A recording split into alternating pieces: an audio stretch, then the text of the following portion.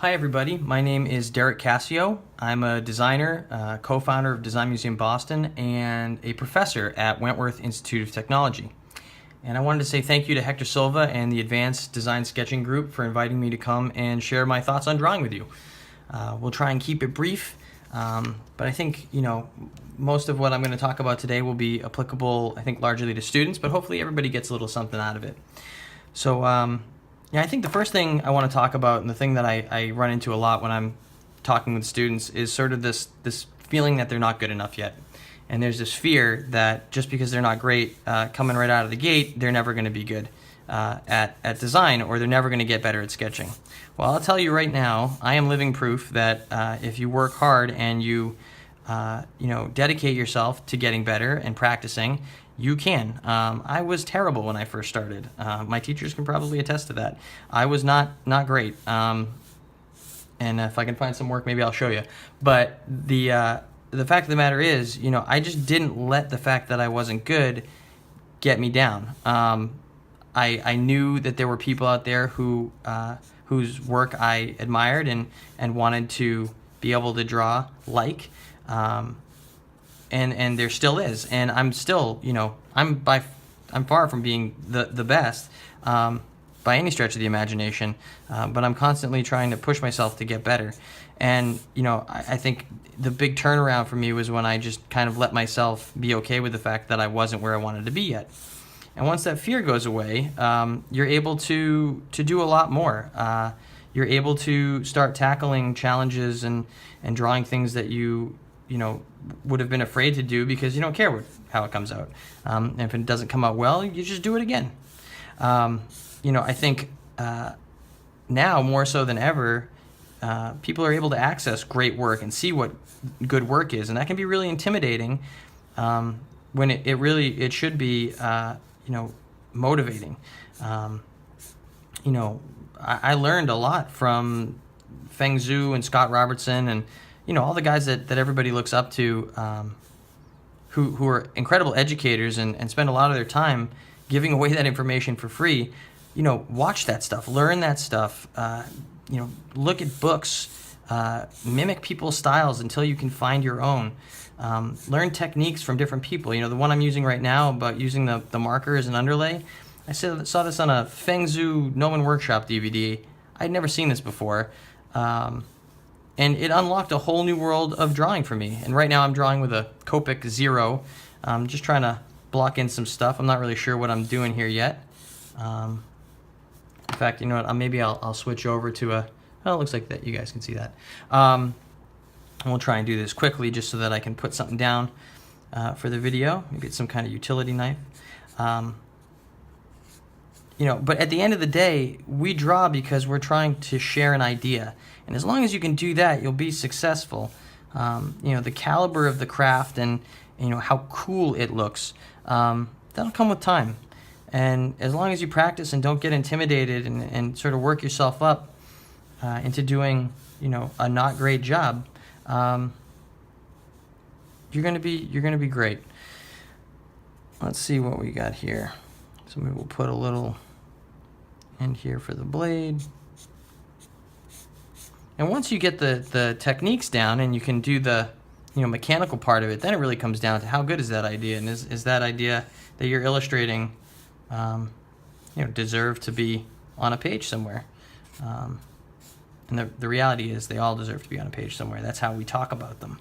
We draw so that we can put it up on a wall and have a conversation or show it to somebody who may not be as visually inclined.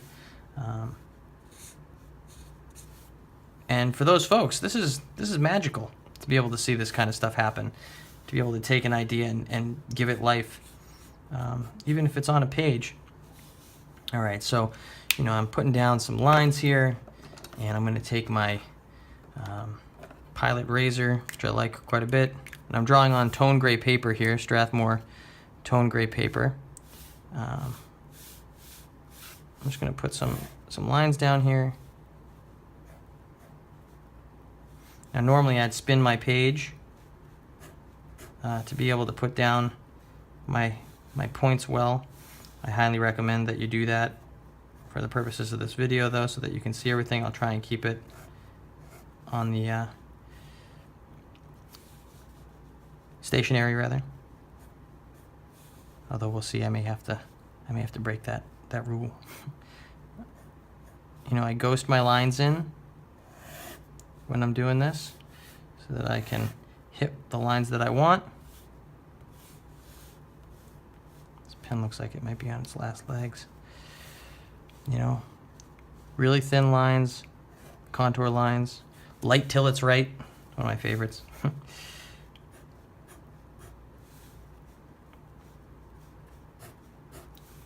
You know, I think the thing for me as I practice, you know, illustration and I practice drawing.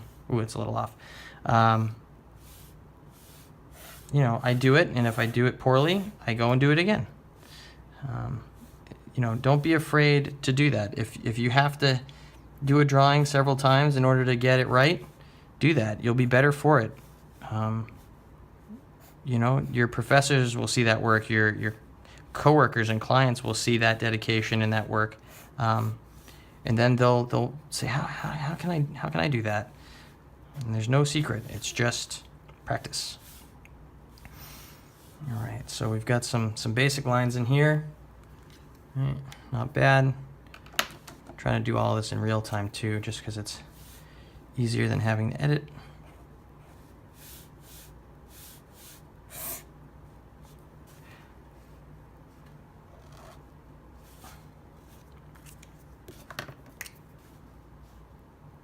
Put a little radii on the edge here.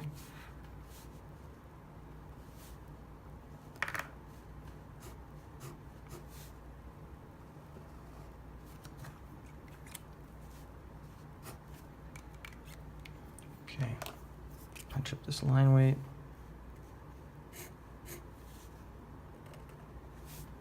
A little bit. Same thing in the front here. That's a little awkward, huh?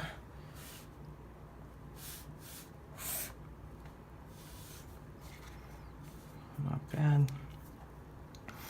Now, I like, you know, the flare pens are pretty nice. You know, when doing line weight, it's really all about scale. So maybe you do, you know, a 1, 2, and then a sign pen for your third weight, for like that really heavy punch line underneath. We'll put that in a minute. You know, if you told me I had to pick one pen though and draw with it forever, I'd go with my Bic, trusty Bic ballpoint. This thing is not only an incredible drawing tool, but it's also a great example of industrial design. So if somebody asks, you know, what is industrial design?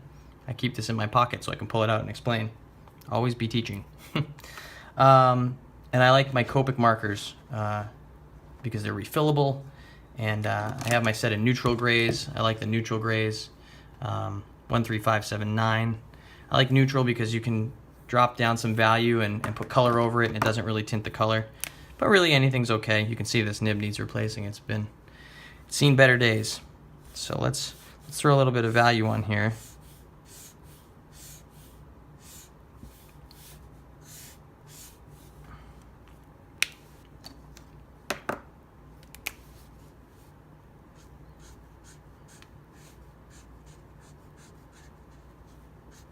Say it's kind of top lit. I really like the brush pen side of this quite a bit. They're nice to marker with, very painterly.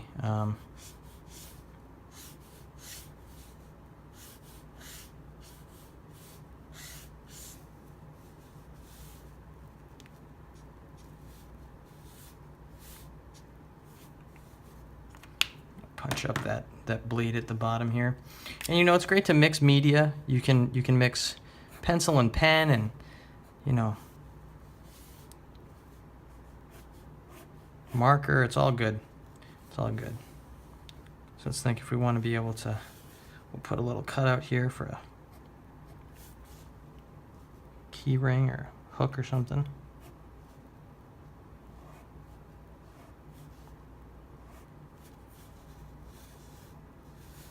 Again, put that contour line in there so we know that this is coming down. Boop, a little cutout.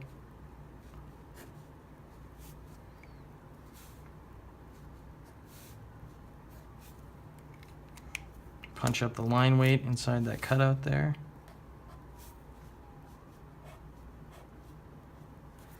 We'll hit it with a little bit of value. Since it's being top lit, we're going to go with our 5 in here.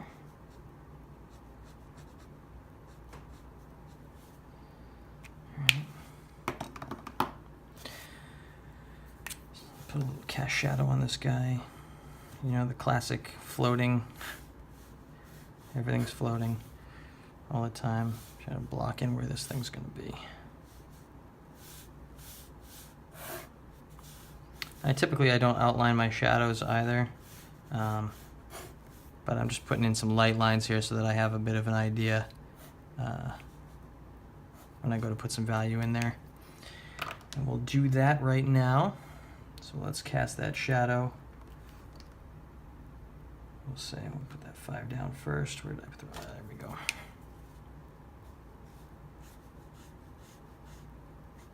Now, you know, I'm running way over here, but hopefully we can fast forward this guy.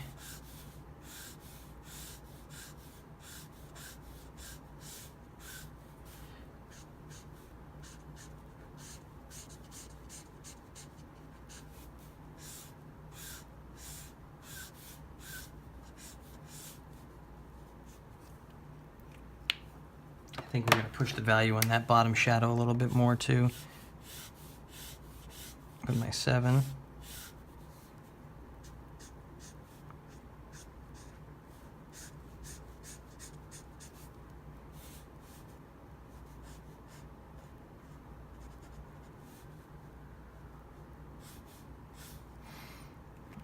Go back in with our pencil.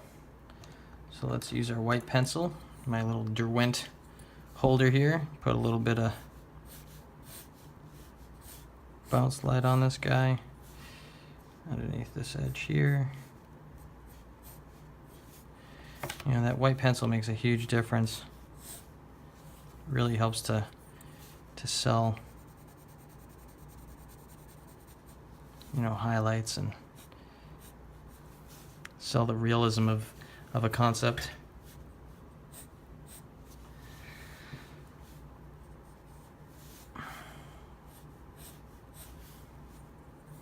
And if you want, you can go back in, punch up some of this where that light really hits it. Now I can go back in here with my heavier line weight, make sure that I'm hitting that line there. It's not cheating to use a ruler. It's okay. I hit 2 out of the 3 lines without it, but now I just really want to make sure that that gets that line weight. It's good to practice not using it, but it's okay if you do. And we can throw a little vignette on this guy here behind it.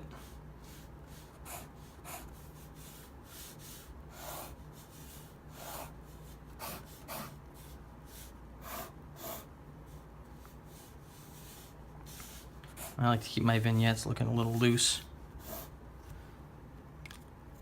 All right.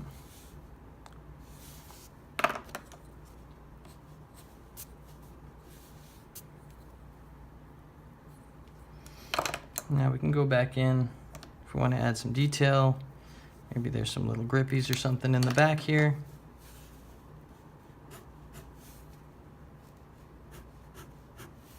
This guy seems to be dying.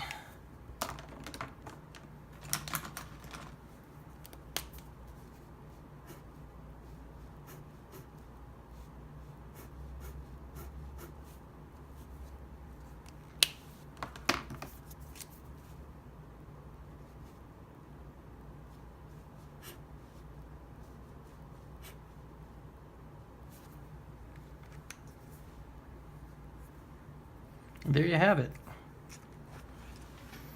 So let's sign our drawing somewhere.